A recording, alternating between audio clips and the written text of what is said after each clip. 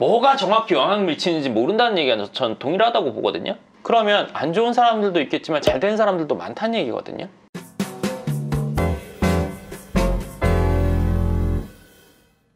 네, 반갑습니다. 황 소장입니다. 오늘은 제가 며칠 전에 친한 동생이랑 했던 얘기를 좀 해드리려고 합니다. 그 동생이 이런 얘기를 했어요, 저보고. 요즘 불경기야? 어떻게 생각하십니까? 네, 불경기라고 생각합니다. 왜죠? 또 이렇게 깊게 들어오시면 안 되는 내 성격 자체가 그렇잖아요. 그냥 불경이야, 그냥 받아들이는 게 아니라 왜? 도대체 왜 그렇게 생각하냐? 그게 정말 맞는지. 불편해. 걔도 그날 불편했겠다. 다들 그렇다고 하니까. 또 뭐 이런저런 사태도 있고. 지금 뭐 호경기라고 하는 사람은 거의 못 본 것 같고, 하는 매체도 못 본 것 같고, 연일 뭐 매스컴이나 뭐 그런 데서 다 힘들다 죽겠다 어쩌다 저쩌다 하니까. 자, 좋습니다. 그러면 지금 본인 죽겠습니까? 그건 또 아닌데요. 좋아요. 그러면 주위에 죽겠는 사람 누구 있죠? 죽진 않을 것 같은데. 주위에 급격히 힘들어진 사람 있습니까? 없습니까? 제 주위에는 없어요. 본인도 아니고 본인 주위에도 없어요? 네. 매스컴에서 얘기하고 있죠? 네. 누가 힘들대요? 누가? 있대요. 여기 어디에. 제가 확인은 못 해봤는데. 이상하네요. 다들 힘들다고 하는 불경기라고 하는데 본인과 본인 주위는 그렇지 않아요? 그런데 누군가 힘들다고 해요? 네. 그러면 이게 불경기라는 게 전체적으로 불경기라고 해서 모두가 다 힘든 건 아니란 얘기네요? 그렇긴 하죠. 그쵸? 근데 비교적 예전보다 더 힘든 사람이 많아졌다. 그러니까 주위에 있냐고요? 제 주위에는 없는데 이 영상 보신 분들 주변에 있으실 것 같아요. 자, 영상 보시는 분들 주위에 많나요? 경기가 안 좋다고 해도 사실 모두가 다 힘들어지는 건 아니에요. 근데 과연 지금의 이 상황은 힘들다, 어렵다, 왜 이렇게 이야기가 나오고 있을까요? 뭐 힘드니까요. 그러니까 왜? 그 이유가 뭐냐 이거죠. 경제적으로 잘 아시는 분들은 뭐 금리 얘기 반드시 할 거고, 뭐 세계 경제 상황, 뭐 미국의 뭐 어쩌고 저쩌고, 우리나라 뭐 수입 수출 뭐 이런 거 다 얘기할 거예요. 솔직히 전 그런 거 잘 모르겠어요. 여러 이유가 있다는 거는 뭐가 정확히 영향을 미치는지 모른다는 얘기가 전 동일하다고 보거든요. 큰 이유가 확실히 하나가 있고 그 외 나머지 우선순위가 정해진다고 생각해요. 누군가 공부 못한 이유 뭐예요? 안 앉아 있으니까. 앉아서 책 안 보거든요. 왔다 갔다 하는 게 기본인데 시험이 어렵고 선생님이 나를 안 좋게 생각하고 책상이 불편하고 뭐 노트가 어쩌고 저쩌고 이번 과목은 나랑 안 맞고 뭐 여러 가지 이유 될 수 있잖아요. 근데 지가 안 앉아 있는 거잖아요. 네. 그쵸? 공부 못하는 이유, 운동 못하는 이유 다 똑같다고 생각해요. 그럼 경기가 안 좋은 이유는 그렇게 하나로 쉽게 얘기할 수 없어. 그럼 뭔지 모른다는 얘기거든요. 경기가 어렵다고 하더라도 모두가 다 힘든 건 아니에요. 그리고 힘들다는 얘기만 들려요. 잘 되는 사람 없을까요? 있을 거예요? 그리고 전 지금 많다고 생각해요. 샤넬 매장에 가격을 올린다니까 새벽부터 줄을 서요. 요즘에 백화점 가면 샤넬이랑 에르메스 매장 몇 시간씩 기다려야 된대요. 번호표 뽑고. 그리고 제가 얼마 전에, 며칠 전에, 그냥 저는 뭐 어디 가면서 예약하고 다니는 스타일이 아니라 가지고 그냥 가서 있으면 가고 없으면 뭐 딴 데 가고 이런 주의거든요. 밥 먹는데. 근데 거기가 좀 많이 괜찮은 데였어요. 갔는데 자리 없대요. 그럼 못 먹었어요. 다른 거 먹었어요. 뭐 수입차 엄청나게 뭐 잘 팔리고 역대급으로 팔리고 있고, 그러면 안 좋은 사람들도 있겠지만 잘 된 사람들도 많다는 얘기거든요. 이거 부정할 수 없어요. 근데 왜 잘 된다는 얘기 안 들릴까요? 지금 잘 된다는 얘기 하면 그 사람 가만둘까요? 그거 안 되지. 그거 지금 너 지금 우리 다 지금 돌 던지겠죠. 짱돌. 네. 잘 되는 사람이 잘 된다고 말할 수 없는 전 시기라고 생각해요. 지금 상황이. 그러면은 잘 되고 있는 분들은 그냥 잘 되고 있는데 그냥 꼭 누르고 그냥 가만히 이렇게. 그렇잖아요. 지금 잘 된다고 누가 얘기할 수 있는 분위기예요? 그건 분위기는 아니죠. 네. 잘 된다고 얘기하면 가만 안 두려고 할 거 아니에요. 시기질투부터 시작해가지고 난리 나겠죠. 네. 네. 그러면 왜 잘 되는 사람들이 있는데 잘 된다는 얘기는 안 들리고 힘들다고만 할까? 힘든 분들도 많을 거예요, 분명히. 네. 근데 왜 이런 상황이 계속 벌어질까? 앞으로 양극화 더 심해질 거란 말이에요. 중간은 점점 더 줄어들 것 같아요. 이거는 저도 동의해요. 근데 과연 왜 이렇게 될까요? 뭘 잘하거나 뭘 못하거나는 제일 핵심적인 이유가 하나가 있고 그 외에 다수예요. 그럼 뭐가 제일 핵심적이냐 이거죠.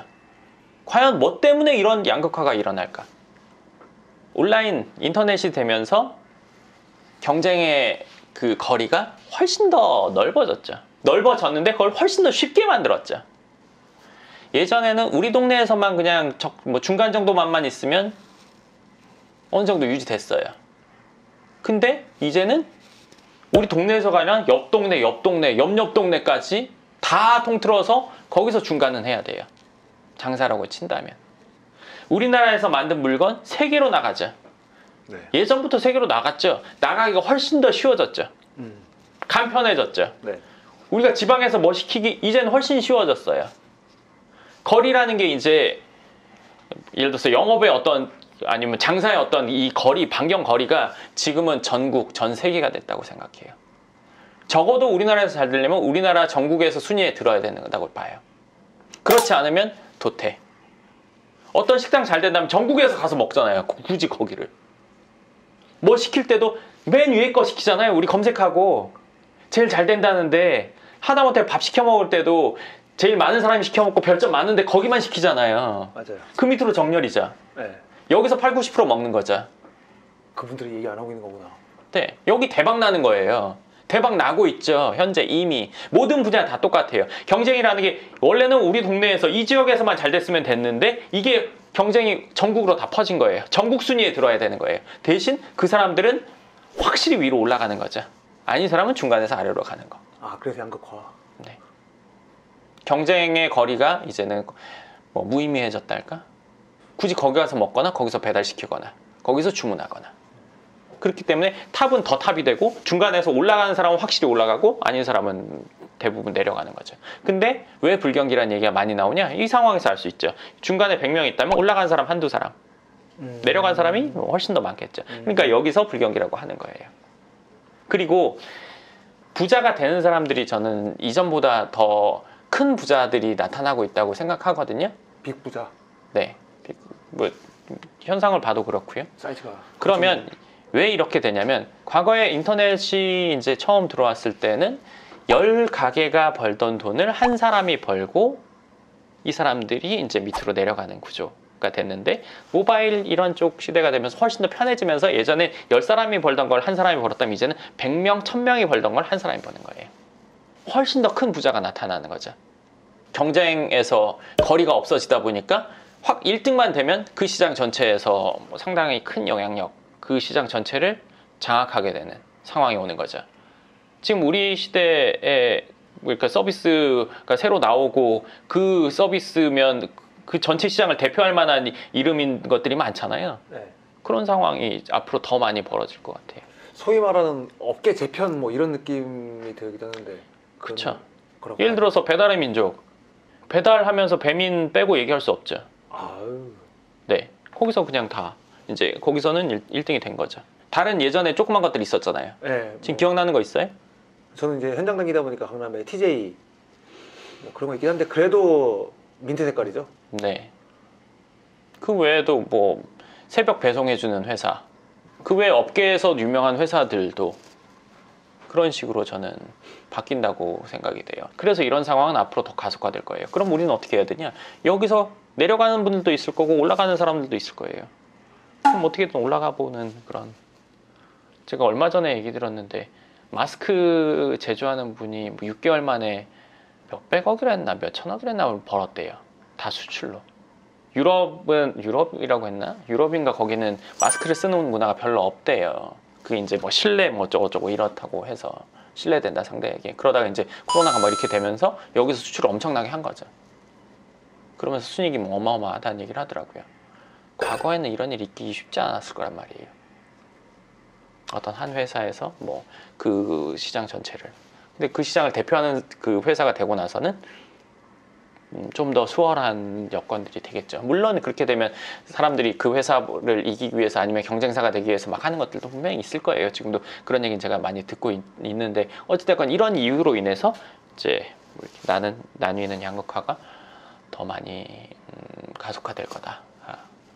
그래서 지금 뭐 불경기라는 얘기를 많이 듣게 되는 거다라는 생각을 합니다. 질문 있습니까? 질문은 아닌데 그 위로 올라가신 분들 있잖아요. 네.